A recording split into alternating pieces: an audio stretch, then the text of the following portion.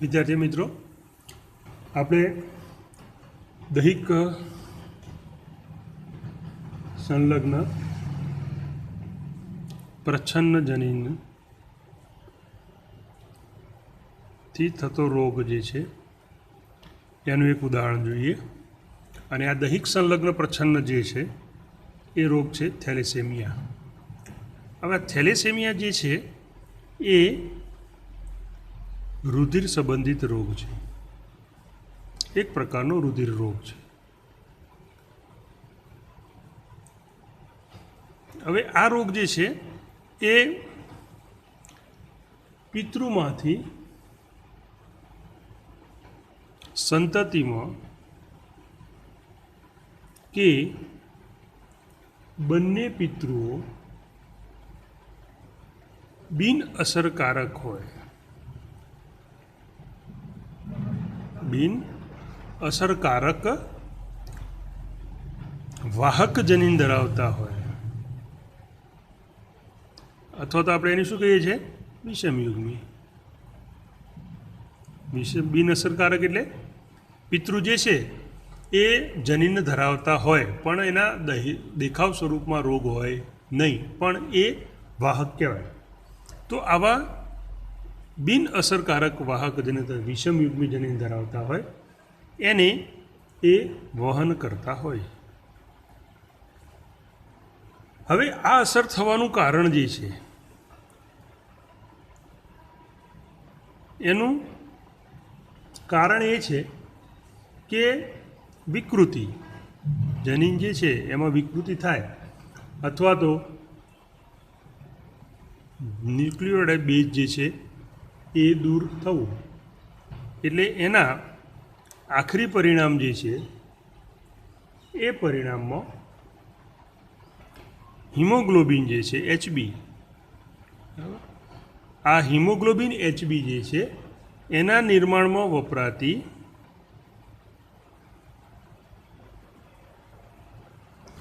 ગમે તે એક શૃંખલા, આપણે અગાઉ વાત કરી હતી કે ભાઈ હિમોગ્લોબિનના નિર્માણની અંદર બે શૃંખલાઓ જે છે આવેલી છે, એમાંની એક આલ્ફા અને બીજી બીટા શૃંખલા. તો આ બે પૈકી ગમે તે એક શૃંખલા જે છે એટલે કે એક ગ્લોબિન સાંકળ જે છે અથવા તો જે શૃંખલા જે છે પછી એ આલ્ફા અથવા તો બીટા પ્રકારની સાંકળ હોય, તો આ બે પૈકી કોઈ એક સાંકળ જે છે એના સંશ્લેષણમાં ઘટાડો થાય.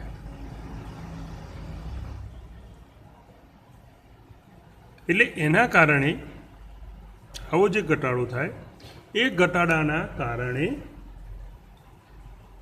હિમોગ્લોબિન જે છે HB એ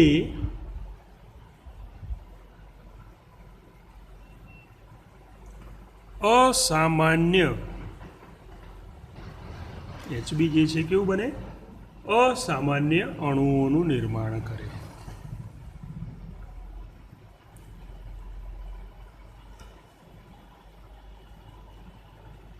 જેના પરિણામે એનિમિયા નામનો રોગ જે છે થાય.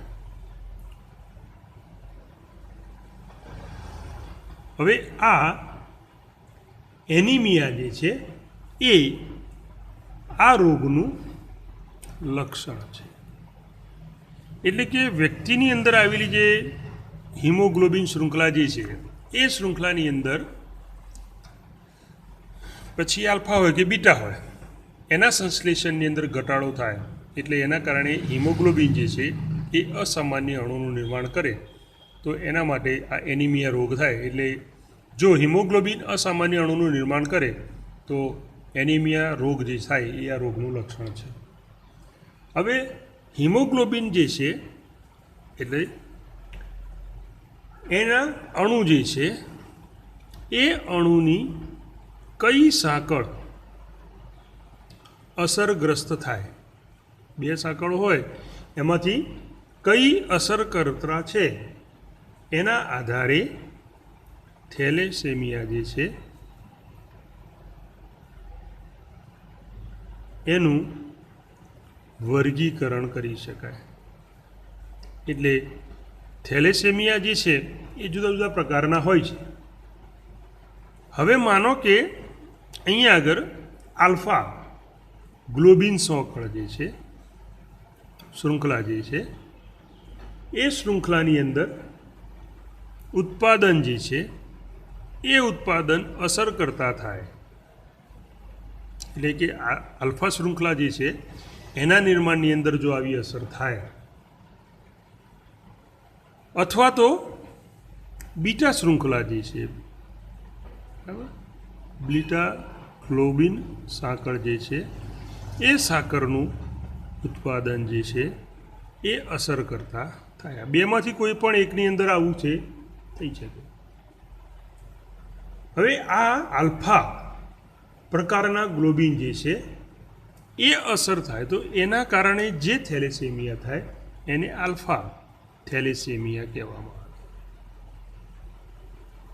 અને જો બીટા પ્રકારની શૃંખલા જે છે એ અસર કરતા થાય તો એના કારણે જે થેલેસેમિયા થાય એને કહેવાય છે બીટા થેલેસેમિયા. આવા બે પ્રકારોની અંદર એનું વર્ગીકરણ થાય છે. એટલે ટૂંકમાં એવું કહેવાય કે આલ્ફા થેલેસેમિયા જે છે એમાં આલ્ફા ગ્લોબિન સાંકળના ઉત્પાદનને અસર થાય છે, અથવા તો જો બીટા થેલેસેમિયા હોય તો એમાં બીટા ગ્લોબિનનું સાંકળનું ઉત્પાદન જે છે એ અસર કરતા થાય છે. જ્યારે બીટા થેલેસેમિયા અને આલ્ફા થેલેસેમિયાની અંદર આવું થાય ત્યારે આપણે કહી શકીએ કે ભાઈ આલ્ફા થેલેસેમિયા જે છે એમાં બે નજીકથી જોડાયેલ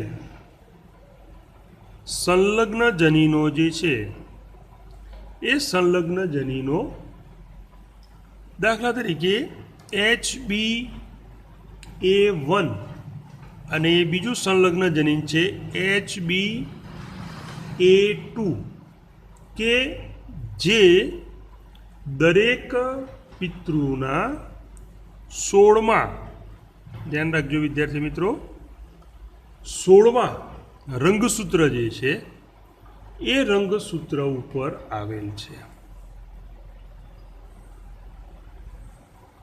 હવે એના દ્વારા 16મા રંગસૂત્ર પર આવેલા જે HbA1 અને HbA2 સંલગ્ન જે જનીનો જે છે એ જનીનો દ્વારા નિયંત્રિત થાય છે. 16મા નંબરના રંગસૂત્ર પર આવેલા જનીનો જે છે એના દ્વારા આ આલ્ફા થેલેસેમિયા જે છે નિયંત્રિત થાય છે. અને તે એક કે 4 જનીનમાંથી વધુ જનીનોમાં વિકૃતિ અથવા તો આપણે એને બીજું શું નામ કહીએ છીએ, દૂર થવાના કારણે વિકૃતિ થાય જનીનોમાં, અથવા તો જનીનો જે છે દૂર થાય તો એના કારણે આવો આલ્ફા થેલેસેમિયા જે છે એ જોવા મળે છે. જેમ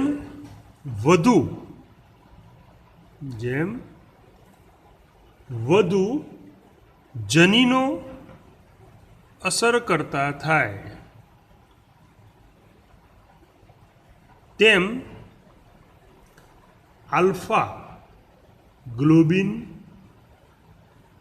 અણુ જે છે એ અણુઓનું ઉત્પાદન જે છે એ ઉત્પાદન ઘટે અથવા તો ઓછું. એટલે 2 કરતાં વધારે જો જનીન અસર કરતા થાય તો આલ્ફા ગ્લોબિન અણુના ઉત્પાદન જે છે ઓછું થાય. હવે આવું જ આપણે બીટા થેલેસેમિયાના સંદર્ભની અંદર કહી શકીએ. બીટા થેલેસેમિયામાં પણ એકલ જનીન જે છે જે HBB પ્રકારનું હોય છે કે જે દરેક પિતૃના 11મા, ધ્યાન રાખજો વિદ્યાર્થી મિત્રો, 11મા રંગસૂત્ર જે છે એ રંગસૂત્રની અંદર આવેલ અથવા તો ઉપર આવેલ છે. આલ્ફા થેલેસેમિયામાં 16મા રંગસૂત્ર ઉપર, બીટા થેલેસેમિયામાં 11મા નંબરનું જે રંગસૂત્ર છે એના પર આવેલું જનીન જે છે HBB પ્રકારનું છે, એ દરેક પિતૃની અંદર હોય છે. હવે અહીંયા આગળ આ રંગસૂત્ર કે જે HBB પ્રકારનું 11મા પ્રકારના નંબરના રંગસૂત્ર પર આવેલું છે, એના દ્વારા આ બીટા થેલેસેમિયા જે છે એ નિયંત્રિત થાય છે. હવે એની અંદર એક અથવા તો બંને જનીન જે છે એ જનીનમાં વિકૃતિ થાય અથવા તો બંને જનીનો જે છે એ દૂર થાય. શું થાય? બંને જનીનો જે છે એ બંને જનીનો જો દૂર થાય તો એ દૂર થવાના કારણે આપણને બીટા થેલેસેમિયા જોવા મળે છે. એટલે આ થેલેસેમિયા અને સિકલ સેલ બંનેમાં થોડોક ફરક છે. થેલેસેમિયા અને સિકલ સેલ એનિમિયા બંનેમાં એનિમિયા છે, પણ એ બંનેથી એકબીજાથી કેવા છે? અલગ છે. જેમાં અગાઉથી આવેલા જે ગ્લોબિન છે એ ગ્લોબિનના અણુ જે છે એ અણુના સંશ્લેષણમાં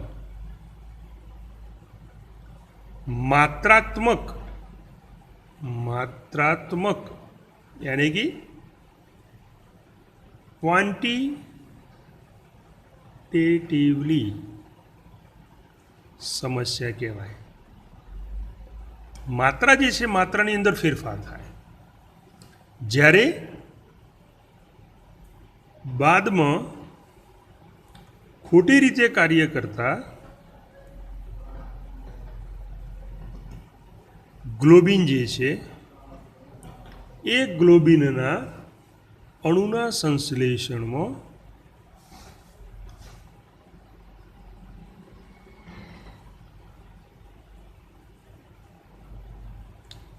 ખોટી રીતે કાર્ય કરતા ગ્લોબિનના જે સંશ્લેષણ જે છે એ સંશ્લેષણની એને ગુણાત્મક અથવા તો ક્વોલિટેટિવ સમસ્યા કહેવાય.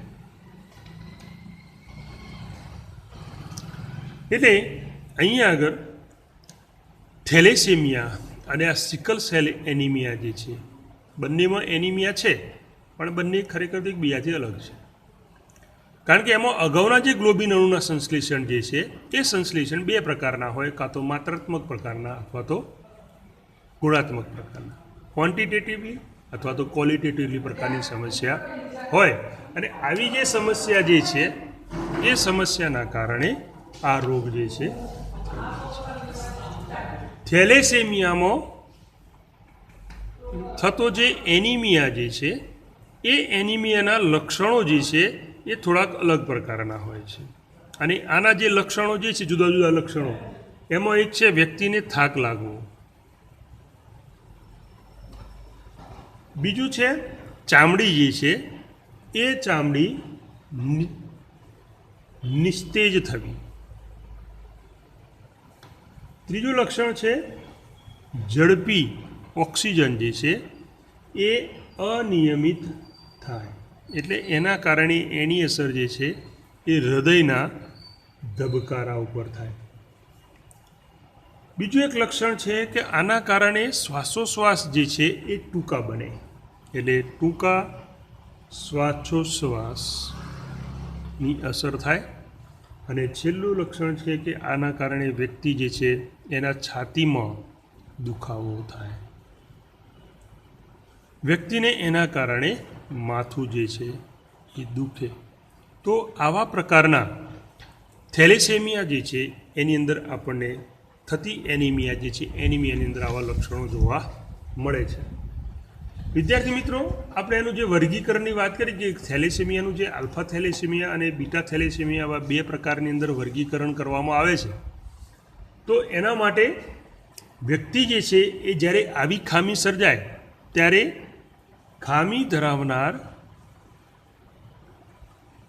ના લોહી જે છે એ લોહીમાં પૂરતા પ્રમાણમાં હિમોગ્લોબિન જે એચબી જે છે એ એચબી બનતું નથી. હવે એના જે જુદા જુદા પ્રકારો જે છે આલ્ફા અને બીટા થેલેસેમિયા, એનું પરીક્ષણ જે આપણે લગ્ન ગ્રંથિ પહેલાં કરાવવું જરૂરી છે. થેલેસેમિયા એમાં બીટા થેલેસેમિયા જે છે એ બીટા થેલેસેમિયાનું પરીક્ષણ લગ્ન ગ્રંથિથી જોડાતા પહેલા કરાવવું જરૂરી છે. હવે શા માટે જરૂરી છે?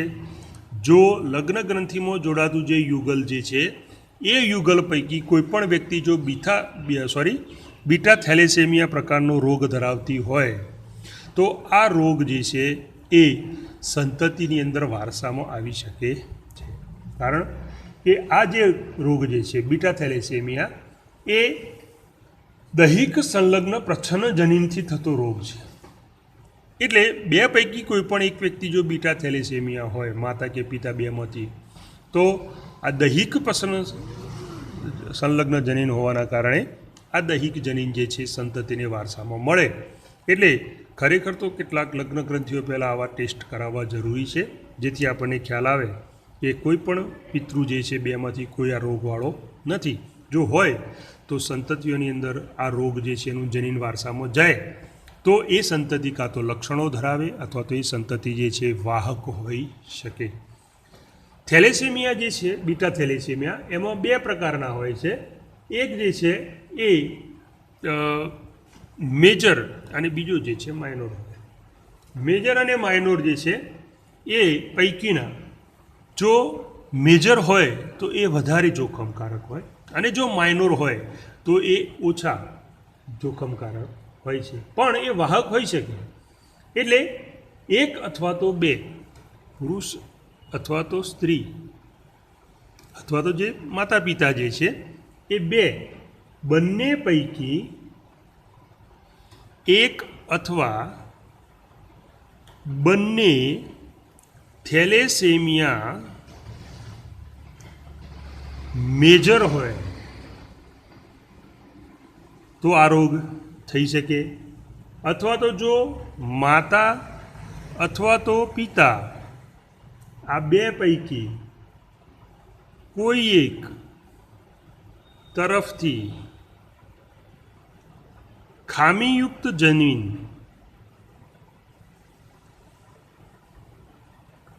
બાળકને વારસામાં મળે તો પણ આવી સંતતિ જે છે એ સંતતિ રોગ ધરાવતી નથી, પરંતુ તે રોગના ખામીયુક્ત જનીનની વાહક બને છે. એટલે કે જે સંતતિ જે છે એ સંતતિને જો માતા અથવા તો પિતા બેમાંથી એક તરફથી ખામીયુક્ત જનીન જો મળે, વારસામાં મળે, તો આવું જે સંતતિ અથવા તો બાળક જે છે રોગ ધરાવતી નથી, પરંતુ તે રોગ જે છે એ રોગ ખામીયુક્ત જનીનનું વાહક બને છે. બાળક જે છે એ આવા ખામીયુક્ત જનીન માટેનો વાહક માટે જવાબદાર છે. એટલે એને પોઝિટિવ કહેવાય પણ એ રિસેસિવ ના હોય. આવું ત્યારે બને, કેટલીક કિસ્સાઓમાં એવું બને છે કે જો માતા પિતા બંને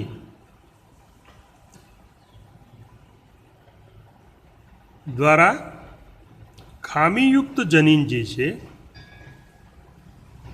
વારસામાં મળે તો સંતતિ જે છે એ સંતતિ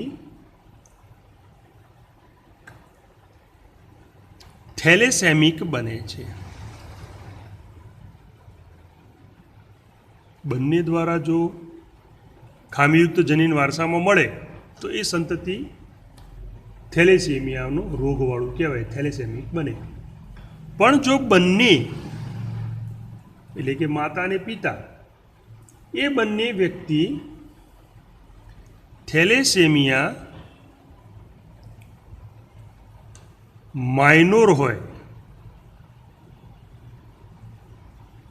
તો તેઓથી જન્મેલ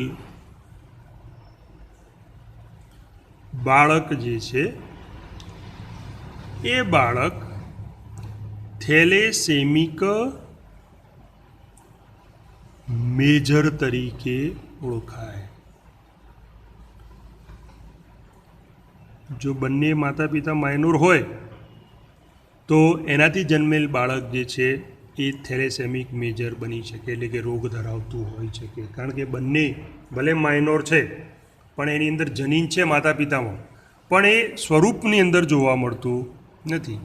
એટલે કે આવા બાળક માતા પિતા જે છે એના લોહીની અંદર પૂરતા પ્રમાણમાં હિમોગ્લોબિન બને છે, પણ આ હિમોગ્લોબિન જે છે એના માટે વિકૃત જનીન જે છે ધરાવે છે. અને જો એ સંતતિને વારસામાં મળે તો સંતતિ જે છે એ થેલેસેમિયા મેજર જે છે એ મેજર બની શકે છે. એટલે અહીંયા આગળ જુદા જુદા પ્રકારની શક્યતાઓ જે છે થેલેસેમિયાની અંદર હોય છે. કેટલીક કિસ્સાઓની અંદર આ થેલેસેમિયાની અંદર એવું બને છે કે જો બંને પતિ પત્ની માંથી કોઈ પણ એક, બંનેમાંથી કોઈ પણ એક થેલેસેમિયા માઇનોર હોય, માતા અથવા તો પિતા બંનેમાંથી કોઈ એક થેલેસેમિયા માઇનોર હોય તો તેઓ કુટુંબ જીવન સહેલાઈથી જીવી શકે છે. આનો કહેવાનો મતલબ એ છે કે જો બંને પતિ પત્નીમાંથી કોઈ એક માઇનોર હોય તો સંતતિ જે છે એ સંતતિમાં રોગ આવે નહીં, પણ જનીન હોય. એટલે આ સંતાનો જે છે એની અંદર થેલેસેમિયા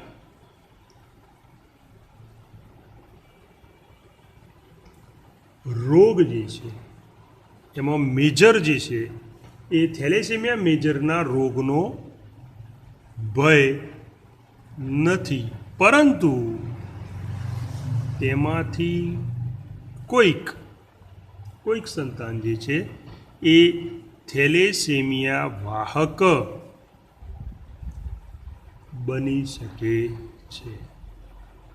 એટલે અહીંયા આગળ થેલેસેમિયાના જે બે પ્રકારો જે છે આલ્ફા અને બીટા થેલેસેમિયા, એમાં મેજર અને માઇનોરની અસર જે છે એ સંતાનો ઉપર જુદા જુદા પ્રકારની છે. તો અહીંયા આગળ જે શક્યતાઓ જે છે એ દરેક શક્યતાઓની આપણે વાત કરી, અને આવી શક્યતાઓ જે છે એક આ છે, આ બીજી છે, આ ત્રીજી શક્યતા છે, આ ચોથી શક્યતા છે, અને આ જે જોઈએ આપણે પાંચમી શક્યતા છે. એટલે આવી 5 પ્રકારની શક્યતાઓ જે છે થેલેસેમિયાના સંદર્ભમાં હોય. પુરુષ કે સ્ત્રી બંને પૈકી એક અથવા તો બંને થેલેસેમિયા મેજર હોય તો આ રોગ થાય. જો માતા અથવા તો પિતા બેમાંથી એક તરફથી ખામીયુક્ત જનીન બાળકને વારસામાં મળે તો પણ આવું બાળક જે છે એ રોગ ધરાવતું નથી, પરંતુ એ રોગ ખામીયુક્ત જમીનનું બાળક જે છે વાહક બને છે. ત્રીજી શક્યતા છે જો માતા પિતા બંને દ્વારા ખામીયુક્ત જનીન વારસામાં મળે તો સંતતિ છે થેલેસેમિક બને છે. અથવા તો ચોથી શક્યતા છે કે બંને વ્યક્તિ થેલેસેમિયા માઇનોર હોય તો એમાંથી જન્મેલ બાળક જે છે એ થેલેસેમિક મેજર તરીકે ઓળખાય, એટલે કે બાળક રોગ ધરાવતું હોય. અને પાંચમી શક્યતા છે જો બંને પતિ પત્નીમાંથી કોઈ પણ એક થેલેસેમિયા માઇનોર હોય તો એ કુટુંબ જીવન સહેલાથી જીવી શકે, એટલે કે બાળકને રોગ હોતો નથી. પણ આ સંતાનો જે છે એ થેલેસેમિયા મેજરના રોગનો એને ભય હોતો નથી, પરંતુ આવું બાળક જે છે એ થેલેસેમિયાનું વાહક બની શકે. એટલે જો આ સંતતિ લગ્ન કરે સામાન્ય વ્યક્તિ સાથે, તો એની સંતતિની અંદર વારસામાં આ રોગ જે છે, વાહક જનીન જે છે, જે જનીન છે એ સંતતિની અંદર આવી શકે છે. એટલે આવી વ્યક્તિઓ જે છે એ વાહક બની શકે છે. તો આ છે થેલેસેમિયા, કે જે રુધિર માટે જવાબદાર રોગ છે. જો વિષમયુગ્મી હોય બંને પિતૃઓ, તો આની અસર જે છે સંતતિની અંદર જોવા મળે. અને જો બંને સામાન્ય હોય તો આલ્ફા અને બીટા ગ્લોબિનના અણુઓનું સાંકળ જે છે એનું નિર્માણ જે છે નિયમિત રીતે થાય છે, જરૂરી પ્રમાણમાં ઉત્પાદન જે છે થાય છે. તો વિદ્યાર્થી મિત્રો, આ છે દૈહિક સંલગ્ન પ્રચ્છન્ન જનીનથી થતો રુધિરનો રોગ થેલેસેમિયા. અહીંયા આગળ આપણે આ મેન્ડેલિયન અનિયમિતતાઓ જે છે એ અનિયમિતતાઓના કારણે થતી ખામીઓ છે એની આપણે વાત કરી.